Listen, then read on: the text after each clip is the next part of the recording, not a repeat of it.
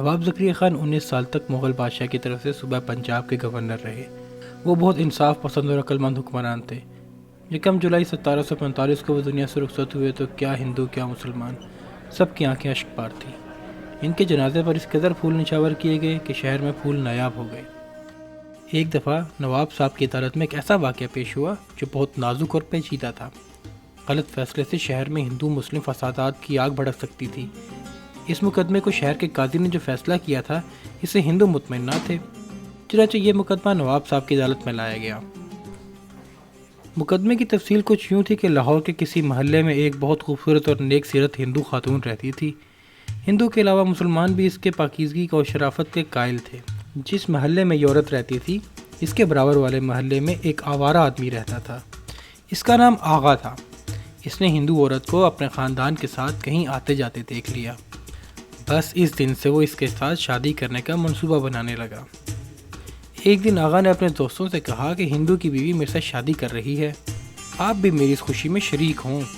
اس تقریب میں اس نے اپنے دوستوں کے علاوہ شہر کے چند بڑے لوگوں کو بھی بلایا۔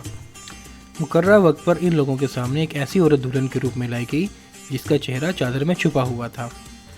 ہال میں موجود مولوی نے پہلے تو اسے کلمہ پڑھایا، پھر اس کا نکاح آغا کے ساتھ کر دیا۔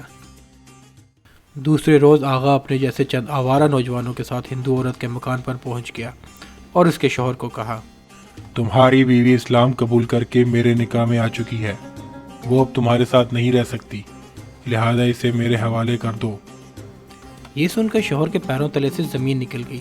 اس نے کانپتی آواز میں کہا، میں تمہاری بات پر کیسے یقین کر لوں؟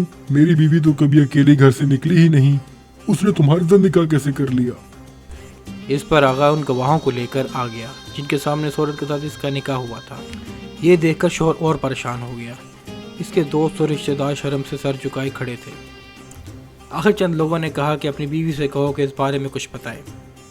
اس نے اپنی بیوی سے کہا تو وہ بولی، دیکھو، جب میں کبھی اکیلی گھر سے نہیں نکلی تو میں نے اس آدمی کے ساتھ کیسے نکاح کر لیا؟ یہ جھوٹا اور مکار ہے۔ میں مرنا قبول کر لوں گی مگر اس کے ساتھ نہیں جاؤں گی۔ یہ سن کر آغا بولا، اگر یہ جھگڑا پڑا تو آپ لوگ بہت بدنام ہوں گے۔ آپ میری بات کی یقین نہیں کرتے تو اپنے گھر کی تلاشی لیں۔ اگر اس عورت کے کپڑوں کے صندوق میں سے شادی کا وہ جوڑا نہ نکل آیا جسے پہن کے اس نے مجھ سے نکاح کیا ہے تو پھر آپ مجھے جھوٹا نہیں کہہ سکیں گے۔ ہندو نے گھر کی تلاشی لی تو ایک صندوق سے شادی کا جوڑا برآمد ہوا۔ فیصلہ قاضی کی عدالت میں آ گیا۔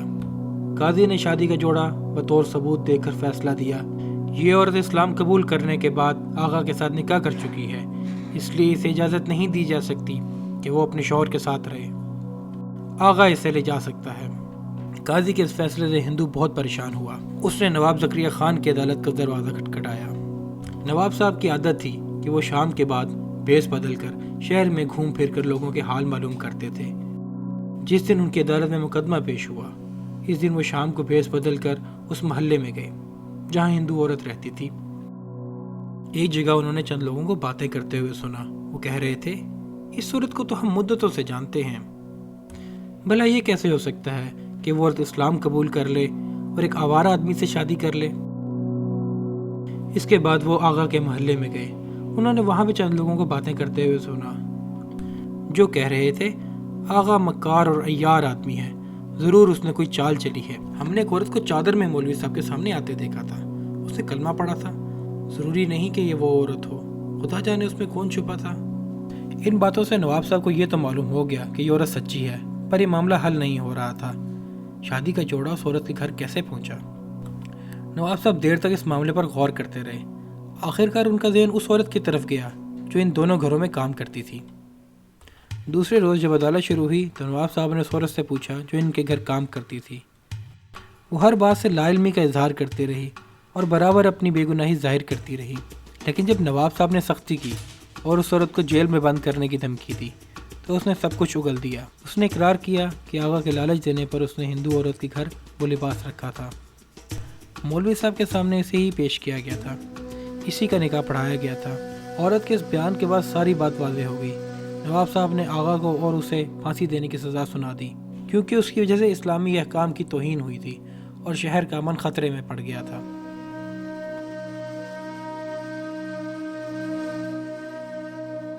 دوستوں اگر آپ کو یہ واقعہ پسند آیا ہے تو اسے اپنے فرینڈ میں ضرور شیئر کیجیے گا۔